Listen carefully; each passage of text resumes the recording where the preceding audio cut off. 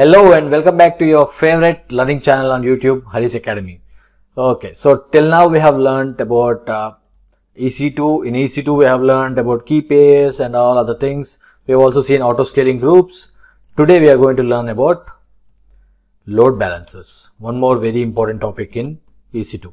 Load balancer. So what is load balancer and why it is required? We will learn in more detail now. So I'll give an example here. Let me see. So suppose you have 5 servers, okay, and whenever someone searches for a website, suppose we have a website and then someone wants to search your website. So what will happen if the load only goes to one server? The one server will be getting completely loaded and then it will be crashed, right?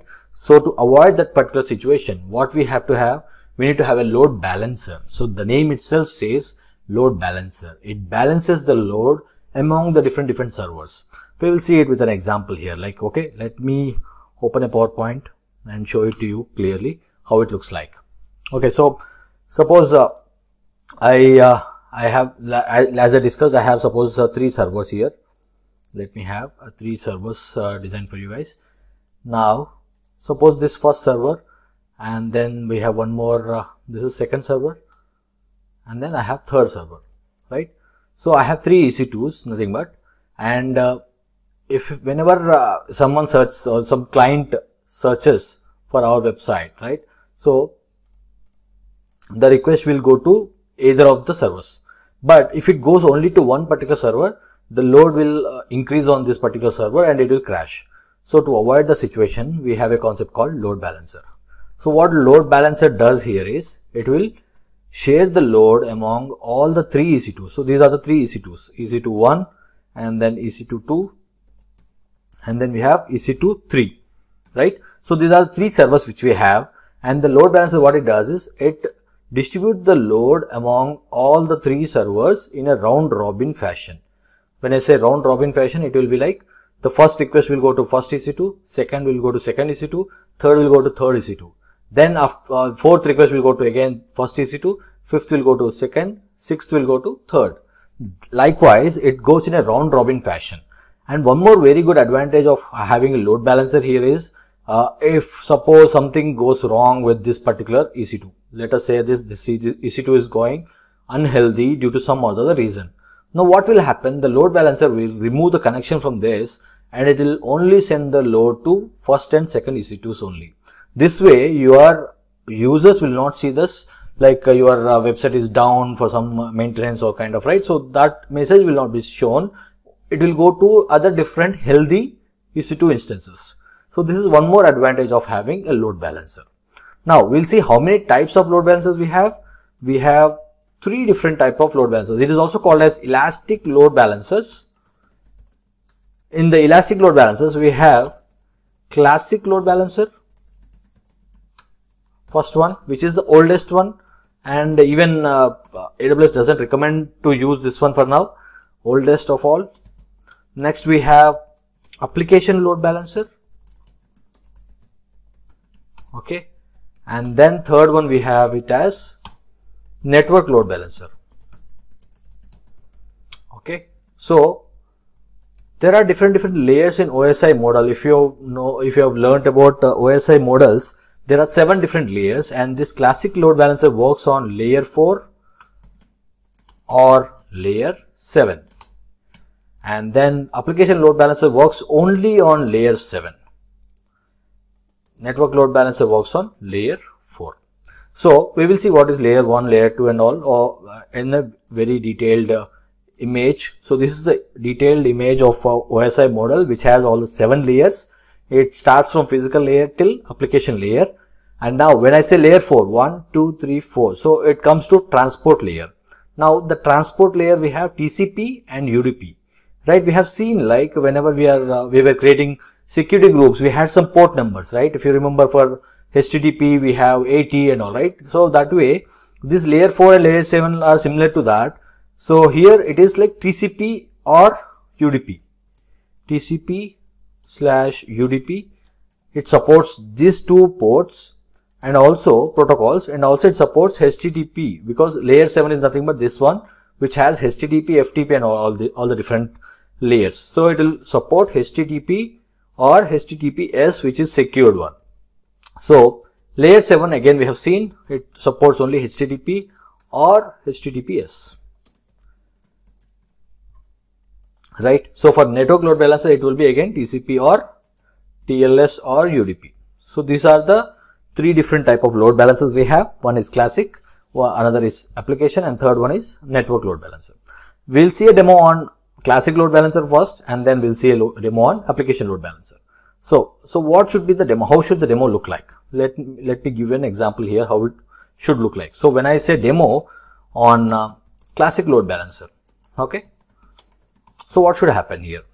So as we have told already that whenever there is a load, whenever there are multiple servers, what it should do, the load balancer has to go and distribute the load among the EC2s which are present in that particular group, and then it should go in a round robin fashion.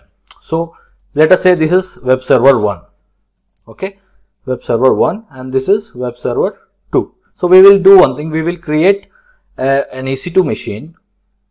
Okay, let me duplicate this and then show you how it looks like. So our demo will look like this.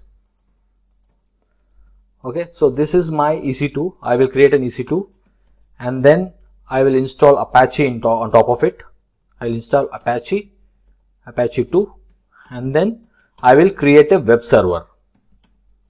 Okay, so what I'll do, I'll use echo command, and then I'll use echo command, and then I'll say this is my web server 1. Web server 1. Okay, and the similar way I will do it for the another EC2, which is the second server, and it will have the message as web server 2. Now why we are having two different messages? Because the index.html is same on both the servers, to identify whether this is going to first server or second server. That is the only reason we are going with two different web servers here. Okay, now what our load balancer should do? So this is created, two EC2s are created. Now what our load balancer should do? Now our load balancer should send the request in a round robin fashion to first EC2, and then it has to send the another request to second EC2, right? Likewise, so this is my classic load balancer. First classic load balancer we are going to look at. So this is the demo on classic load balancer. So what it should do, it should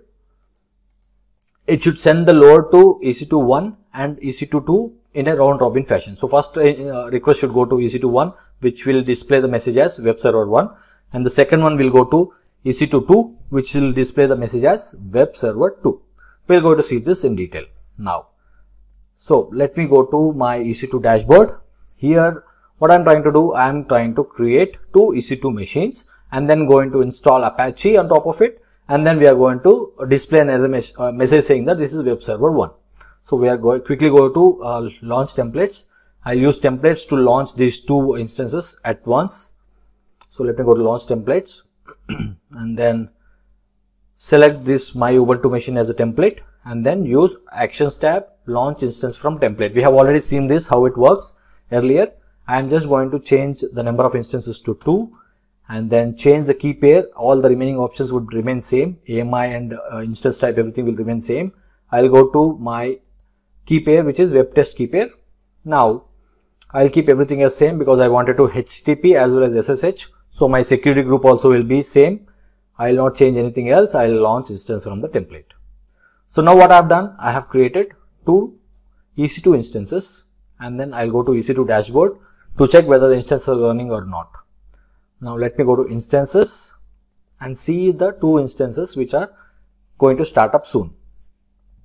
So once this is done, what we'll do, we will open individual servers and then we'll install Apache 2. Also will drop in as a message saying that this is web server 1 and web server 2. So just to identify whether this is web server 1 or not, I'll say web server 1 and then I'll say yes. Now the similar way I am going to give the name to other server as web server 2. This way I have two different names now to easily identify whether it is going to first server or not. Now what I'll do, I'll just open both the instances parallelly. So let me grab the public ID. I'll grab the public ID from here. I'll open PuTTY and then go to Ubuntu IP address. So there is one more way to access this particular website without giving Ubuntu here. I can directly give my IP address as well here. Let me show you how it works. I'll give the IP address here. I'll go to SSH auth and then I'll try to open my key pair, browse my key pair, which is web test key pair, and I'll say open.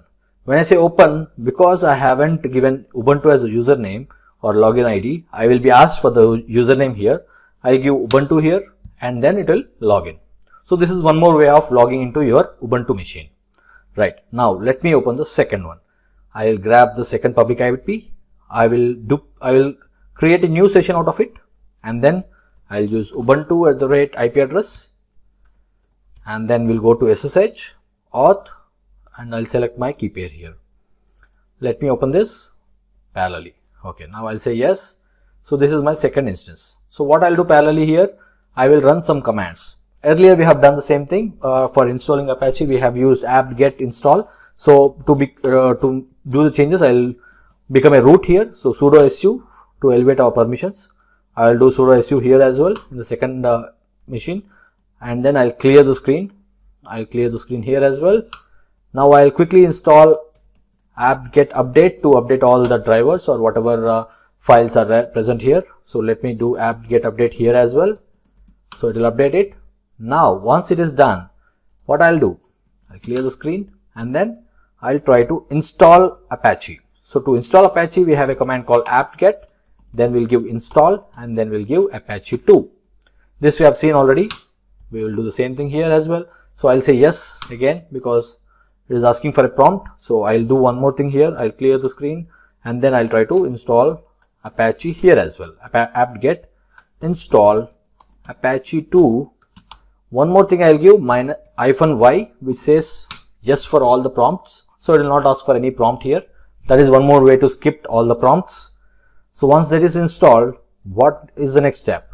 Let me go to this folder /var/www/html. Now here there will always be a file called, when I do list, I have a file called index.html. So what I'll do, I'll remove this index.html file, index.html, and what I'll do, I'll say yes. Okay, so I should be a root. Let me do this again, remove index.html. Now what I'll do echo, I'll run the same commands on second server as well. Let me do that. So we'll go to cd/var/www/html, and then I'll go to list the file and I'll remove this index.html. Okay, so once this is done, what I'll do, the second step would be to echo web server 1 and web server 2 on both the servers. So what I'll do, I'll quickly go to this. I'll say echo web server 1, and then I'll say greater than symbol index.html. So this way my index.html will be created. The similar way I am going to do it here. So what I'll say echo web server 2, and then I'll echo it to index.html. This way I can see what is the file content here. I'll do cat index.html, and then I can see web server 2 here. I'll do a similar thing here. I'll do cat index.html. I'll see web server 1 here. So now I have created two web servers and I have installed Apache on top of it. Now my web server will say, first web server will say web server 1, second will say web server 2. Now what I'll do?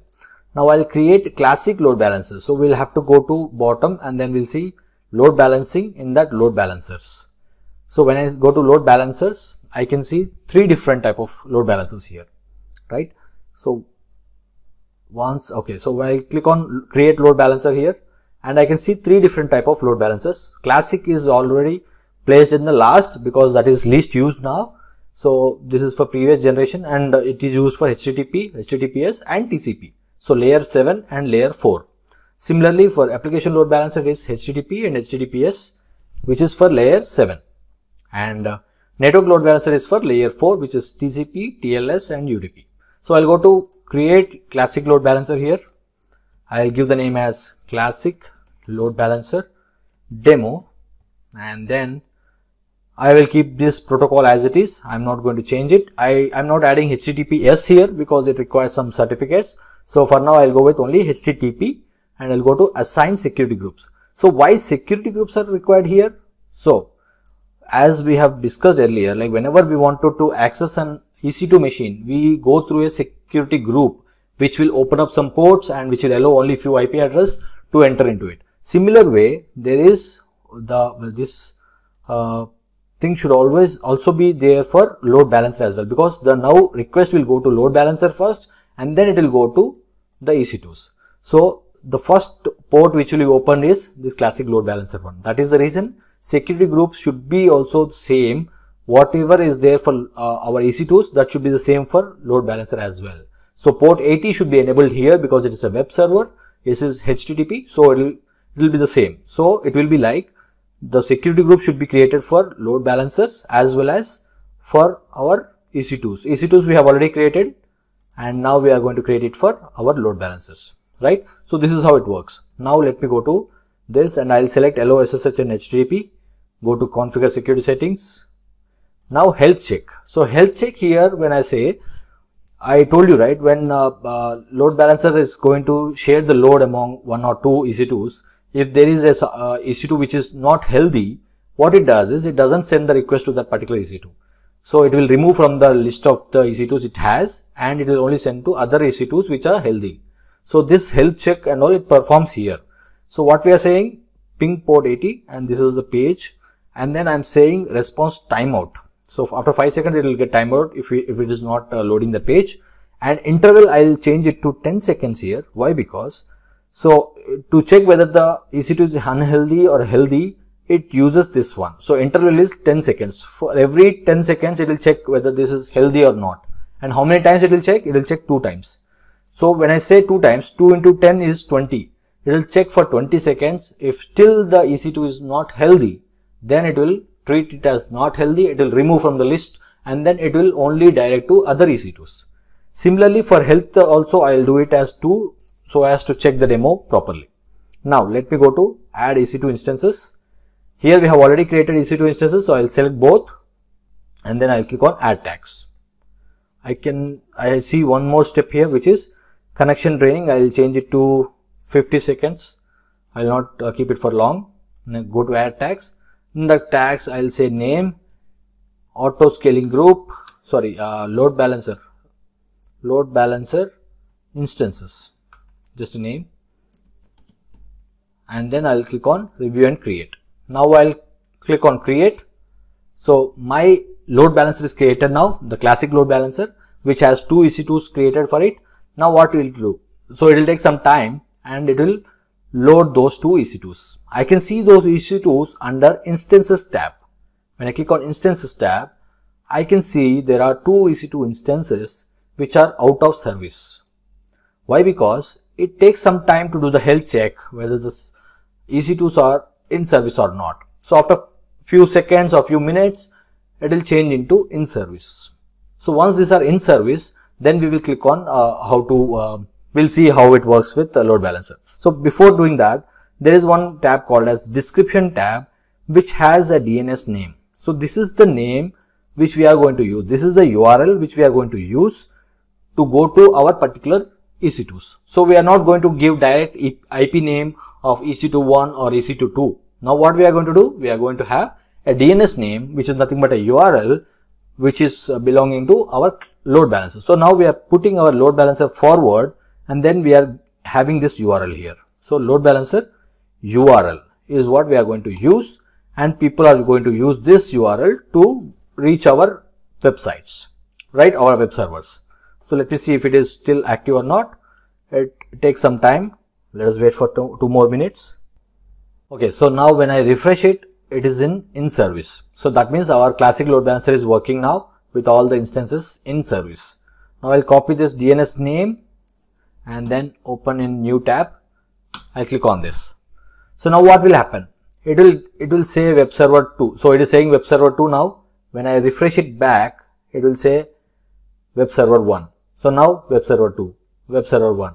That way it is rotating the traffic among the two web servers which we have. So now one more thing which we'll do is we'll see the health check. So we'll see, we will make one EC2 as unhealthy here. So we have two EC2s now here. We will make this EC2 2 as unhealthy. So how to make it as unhealthy? There are different options here. So different options are, one is to stop the instance. When we stop the instance, then it should not go, the EC2 will not be healthy. So it will not send the load to this particular thing. Or what we can do, we can stop Apache 2 as well, right? Apache 2 server, when we stop, that is also one more way. Or if somehow my EC2 gets terminated, terminate EC2. This is also one more way from where we can say that this is unhealthy or unhealthy, right? So now we will not go with third option, we will go with second option, which is easy. Now, right, let me go to this second server, and then what I'll do, I'll use service. Okay, it might be inactive. Let me restart it, 1 second. So let me restart this session because it was inactive for long. So I am restarting it. Now what I'll do, I will again do sudo su. I'll clear the screen. Now what I'll do, I'll say service Apache 2 stop. So this is one command which we can use to stop the Apache, right? Apache server. Once this is done, what will happen? My Apache 2 will be stopped, and then we will wait for some time, and then we'll see how it works in EC2, right? Let me refresh it in the instances tab in the load balancer, and we'll see what will happen to this second EC2. So it will take some time, right? 20 seconds, because that is the time which we said to see whether this is healthy or unhealthy. Now we can see web server 2 is out of service. Now what I'll do, I'll refresh this page again. Now I can see only web server 1. Despite of multiple refresh, I can only see web server 1. So this way the load balancer helps us to identify the unhealthy instances, and it will stop the load going to that particular instances. So once that other instance gets healthy, it will again go back to round robin fashion and then do it. So let me do that again. I'll go to the second server. I will use the same command, service Apache 2. Now I'll say start. Okay, so now it is started. It will wait for 20 seconds. It will see whether the EC2 is healthy or not, and then it will route to both the EC2s once it is in service. So now it is again in service. It took just 20 seconds for us, and now when I do a refresh here again, it will go to web server 2 as well, right? So this way our load balancer helps us a lot. Okay, so this is what we have seen, what we have done in the demo. We have created two EC2s, and we have installed Apache 2 on both, and then we have sent a message to the index.html saying that this is web server 1 and this is web server 2. And after that we have created a load balancer. In that load balancer also we have to give the port 80, because this classic load balancer supports both layer 7 and layer 4. Now we are looking at the web server, so we are going to go with layer 7. So it will go to HTTPS. So I have given security group is HTTPS for load balancer as well. And then what will happen whenever I do a refresh, it goes to each and every EC2 in a round robin fashion, 1, 2, 3, 4, that way it will go, and it will keep on doing it. So whenever it is doing it, it does the health check as well. If this EC2 somehow gets unhealthy due to some or the other reason, like it could be stopping the EC2, or it could be stopping the Apache 2, or terminating the EC2 instance, some or the other reason, then it will only send the request only to one server. That way it will help us to manage the load or balance the load.